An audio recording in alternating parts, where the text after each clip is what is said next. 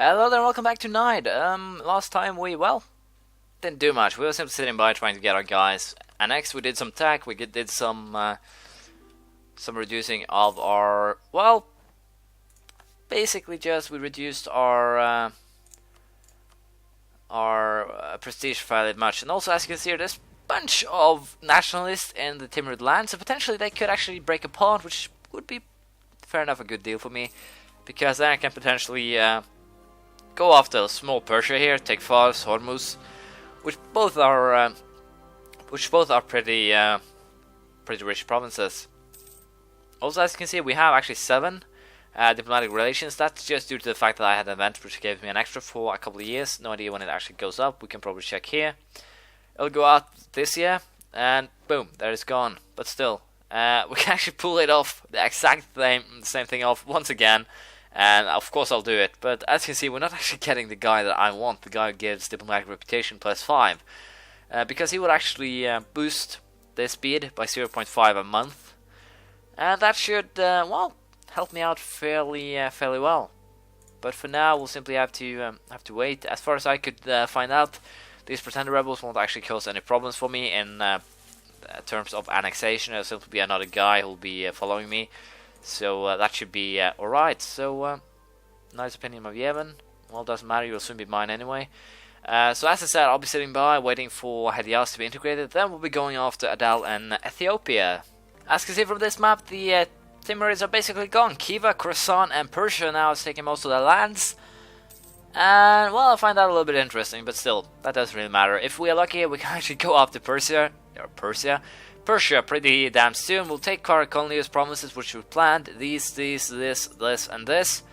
Probably even go as far as taking up here, even. But as I said, I want to keep some sort of relations with the Ottomans if I can get the alliance with them, and if they actually pull themselves together, because I've never seen them being this docile. Might even be that, yeah, Ottomans declared war on Byzantium.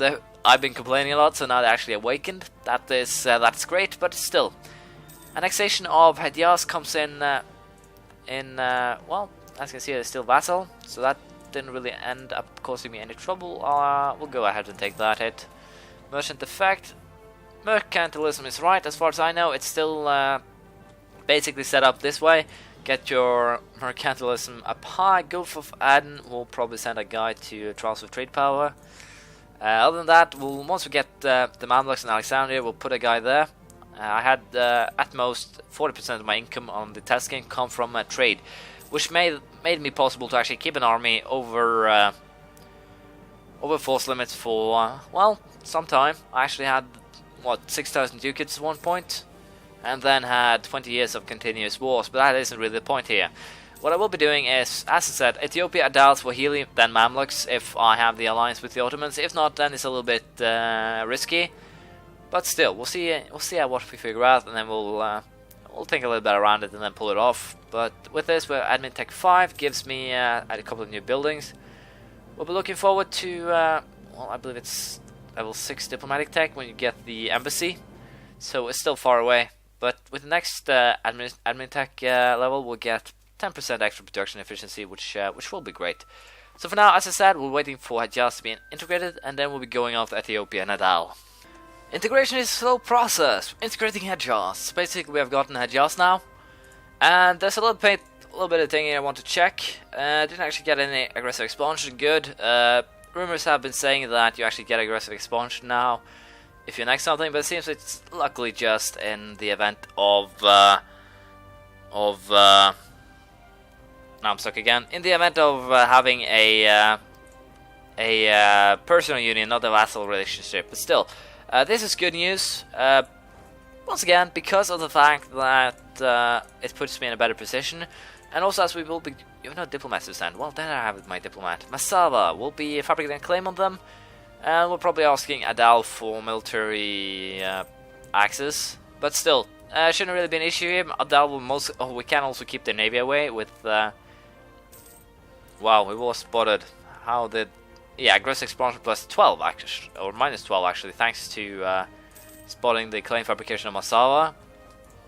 So we have to be careful in those events. And also, as you can see here on the Yemen one, The annexation has gone up pretty fast thanks to the fact that we now have oh, I'm stuck again. Now have a country that's bigger than theirs, and once we have these two, we'll be bigger than Ethiopia and Najd combined, and thus it should be easy to annex them as well. I'm a little bit unsure how we'll actually do with Swahili. What I've done last time, or did, was to simply create a. I actually did create a colony, but still probably won't do that this time, or I might even do so because as you can see here, if we go on the expansionist ideas, we can get additional diplomats along with experienced diplomats, which gives diplomatic reputation +3, and also we can have 2 more diplomatic relations. So potentially we'll go 2 diplomatic ideas right from the get-go, and then probably a military one. I know it's kind of risky to wait very long with the religious ideas, but still, we don't really need the, well, time to fabricate plus 25%. Well, I can live with that. And also, while I'm at it, I forgot to tell you, I've taken a new idea, war cabinet. Wasn't a really important one, so I didn't really, well, put any thought into it. And apparently the minus 50% claim fabrication didn't really help at all. So that's basically a completely useless idea now, that doesn't really do anything. It's simply there to tell you, well, you can fabricate claims, but why would you want to? So yeah, what we'll be doing, actually have 4, well, that should be alright still. We'll be getting military access from Adal here, and then we'll be moving our guys over. Once I've actually taken Ethiopia, I think I'll boost my relation with these guys to make sure that I don't actually get them on, well, the wrong side. Take Masava, I have no idea how many troops they actually have, but still I'm pretty sure we have more than them. They actually had quite a bit. But shouldn't be an issue here. Yemen, and everyone should actually come and help me. I think. I hope. Guys, what are you doing? So apparently now the vassals won't actually even move out of their lands. They're simply standing there. And might be that they move once they get full morale, I don't know. They already started moving, but still, that's not what I wanted to cause issues here. Apparently they split up their army in 2. And once again, I forgot to actually assign a general. So this could turn bloody, this could actually turn into a loss. But we'll hopefully defeat that army, and yeah, we did that. And we'll most likely crush the other one too then. I'm a little bit concerned though that they actually allow their armies to just stand idly by each other like that. It's kind of, I have given up, I'd say. So yeah, we'll be aiming at destroying those armies ASAP, and then we will be cause some other issues. But apparently those armies were fairly weak, and unfortunately once again they don't actually tell you where they are doing their shadowed retreat, which kind of annoys me. But still, it shouldn't be an issue. And why the hell are these guys up here causing me trouble? Why aren't they actually sieging? I'm not at war with the Mamluks. I'm at war with Ethiopia, nothing else.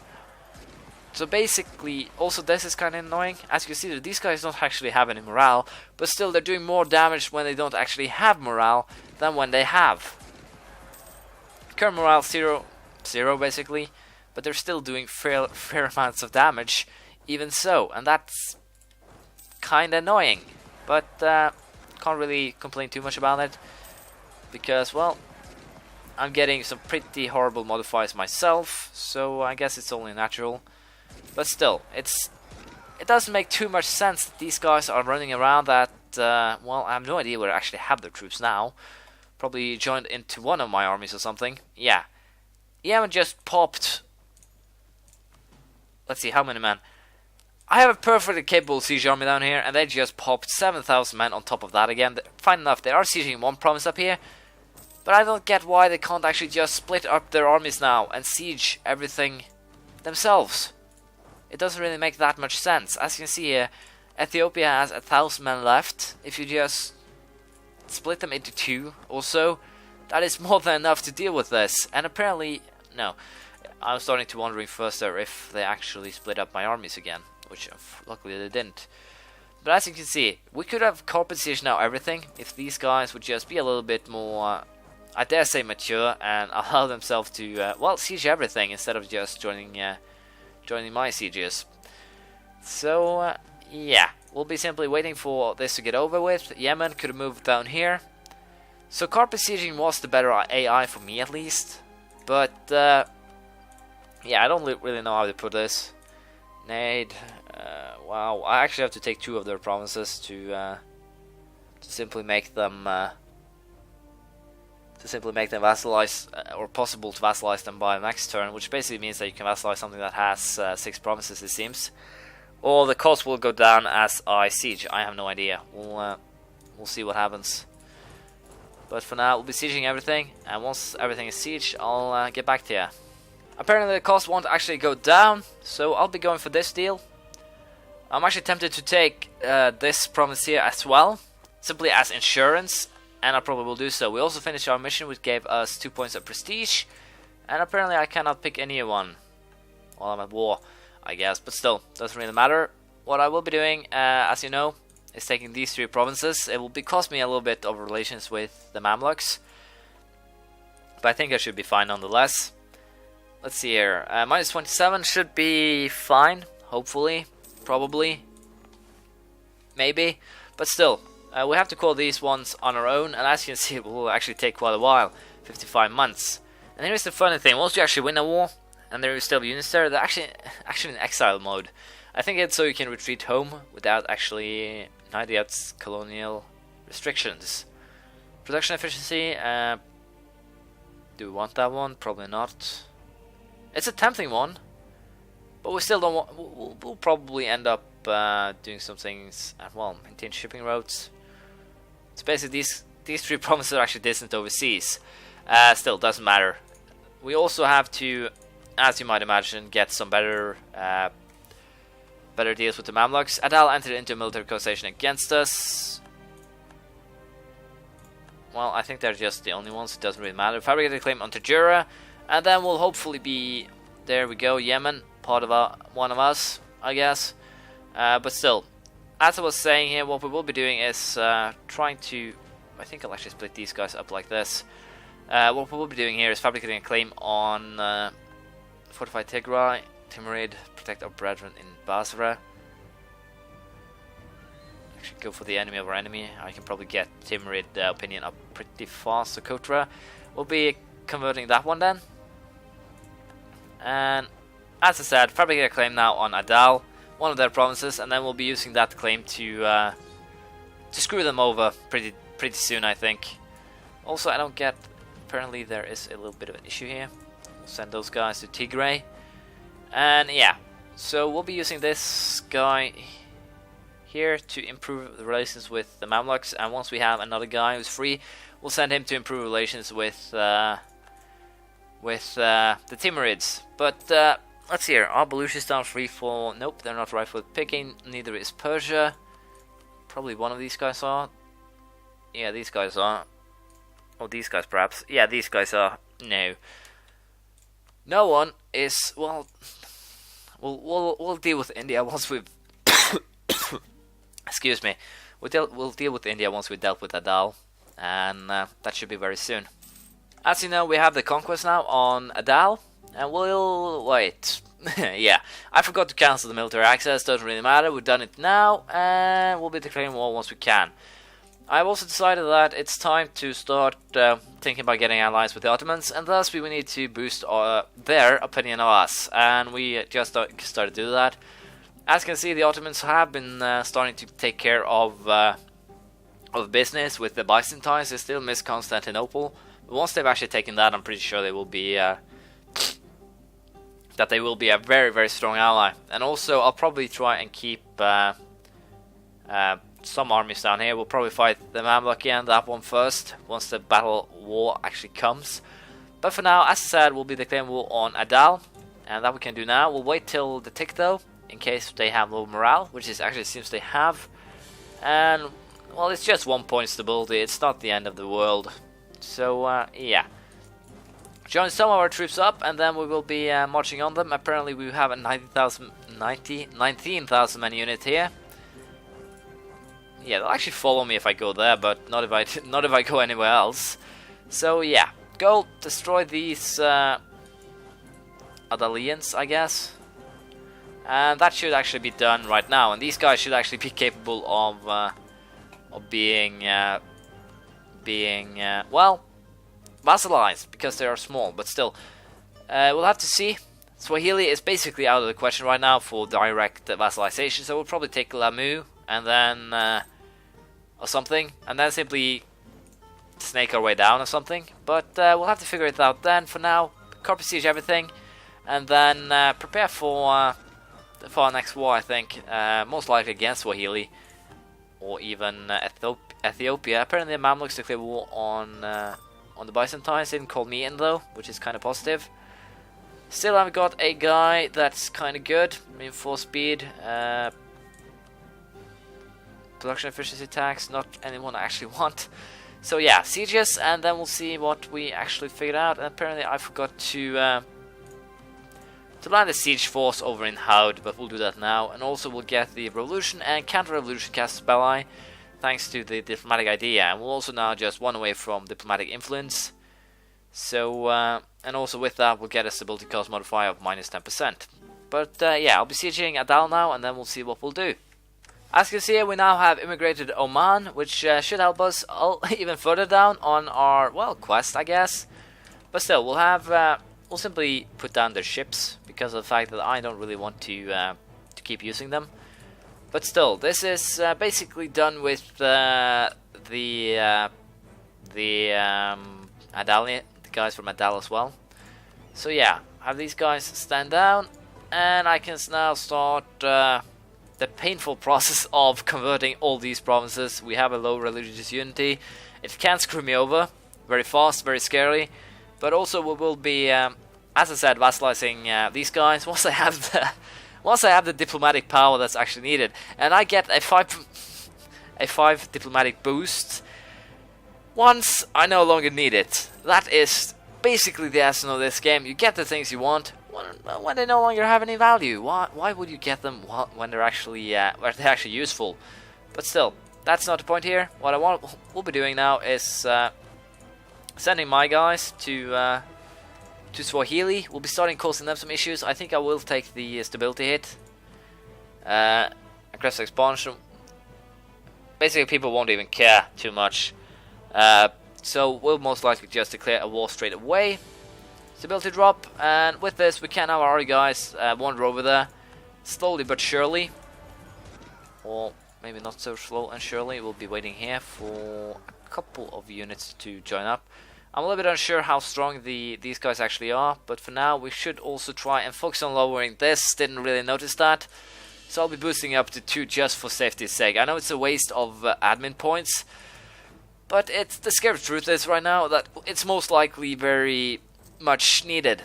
So yeah, we'll send all of these guys to actually help out, and we'll have these guys wait a little bit. As you can see, these guys actually will flinch and move away. So we'll be sieging a couple of provinces. I'm pretty sure that taking these guys as a vassal, yeah, it's pretty much impossible. So most likely I have to fight 2, 3, 4 wars to get them all into a position where they actually be my vassal. So, well, that is not what I want to do. This is what I want to do. And also I'll get some very bad attrition here. Now it's just my fault since I don't have any vassals anymore, but still, it will be horribly bad. And also I'm pretty sure that it will take a while to actually hunt these guys down. But no, it didn't. We could destroy them right there, right then. I'll be sieging as far down as I can. I'm actually running out of manpower, so we'll most likely have to rely on break, yeah, go. No, we'll be sieging this, hopefully. And once we're done with that, we'll probably take 2, 3 provinces and then do the exact same procedure in 5 years. That's a lot of patriots. Hopefully we can fend them off, but still, if we can't, we'll be in a kind of a troublesome spot, but we'll have to wait and see. Ottomans at 100, good. Allied to rival, same religion. They didn't change anything of their, well, doesn't matter. We'll improve the relations with the Mamluks then. And apparently it seems that going off the Ottomans before the Mamluks seems to actually be the best idea right now, because the Ottomans are extremely tame in this game. They aren't actually doing anything. But unfortunately, this will have to be the end of this episode. We have been making some gains. We have more or less, as you can see, put ourselves in a very good position here. It's 40 years in, and we are basically well on our way here to gain some dominance. We'll probably try and get to India very soon as well, thanks to well, once we have an opportunity, we'll go for it. But we'll have to see. Going after these guys, Karakonlia is now free to attack, thanks to the fact that the Ottomans are no longer allied with them. Taking Mosul, Sharisor, Iraqi Arab, Karbala, Basra, and Al-Hassa is all in my interest, so I'll probably fabricate a claim on these three. Declare war first, then we'll most likely go after, take these two, or take this in next war, then take these two in next war after that. Then we'll fabricate a claim on these three, go into Persia, and so forth. So for now, sieging takes priority, and apparently I have very bad, or my armies are indefinitely better than the armies that the Swahili has. So that's kind of interesting, but still, we'll have to negotiate with them. I don't actually have the manpower or force now to actually deal with those rebels. That's a little bit. That's the sad truth, really. Do I actually want to reduce it? Probably 50 diplomatic power ain't that bad. And at this rate, I could get some very, very nasty rebels. But hopefully, we'll be able to kick these guys' asses. Worst case scenario here is actually that these guys kick my ass and destroy my army. That is actually something that can happen. But for now, sieging, finishing up these sieges takes priority. But unfortunately, we'll have to do that next episode. This one actually became a little bit long. Sorry about that. In our next wars, most likely against Karakonlia, Ethiopia, and quite possibly the Mamluks. We'll probably have to use mercenaries, but we have the money, so that shouldn't really be an issue. Thank you for watching. Please leave a comment, praise, criticism, anything you feel like. I'll see you around next time. Bye.